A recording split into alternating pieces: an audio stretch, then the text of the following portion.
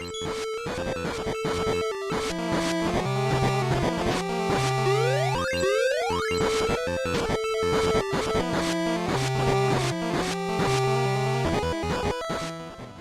Springs Eternal with all the old ancient arcade games I can dig into and enjoy, or not.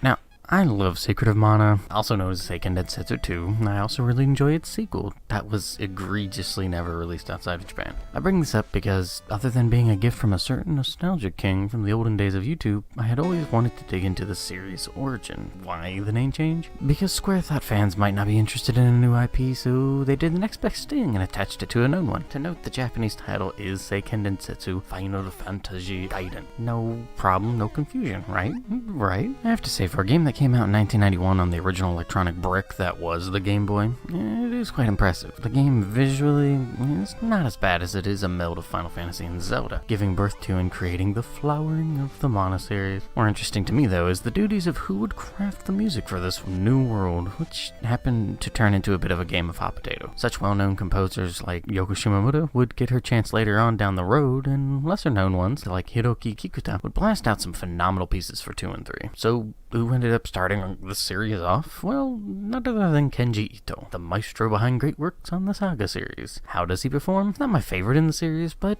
there are some enjoyable tunes and one god-awful one. As for the story, it is dated, to be fair. The English script is rather poor, which could be due to hardware and space limitations, or, to be frank, writing skill. The story has you going from one place to the next, carrying out orders, trying to deal with jerks from the Empire and their evil plans regarding the Mana Tree. The protagonist is directed through every point of the story, outside of the beginning and some small sections here and there. It's clunky, abrupt, and quirky, but not the worst you may encounter. You are given general directions on where to go next, which is nice, but when the world looks like this, it can be a bit confusing. Add to this, some enemies are immune to certain weapon types, so while it is neat to have an axe, a whip, or even a flail, there will be a good deal of menu hopping, as there will be times where an enemy will get wrecked by the sword, but the area will require you to use the whip, which the enemies are immune to clear a chasm. Then, you may need to use an axe to chop down some trees or a different weapon entirely for a new wave of enemies one screen later. Now, I do recall this being an issue at times in Secret of Mana as well, but it feels a lot worse in this game, which makes sense. Gotta start somewhere, right? The one big problem,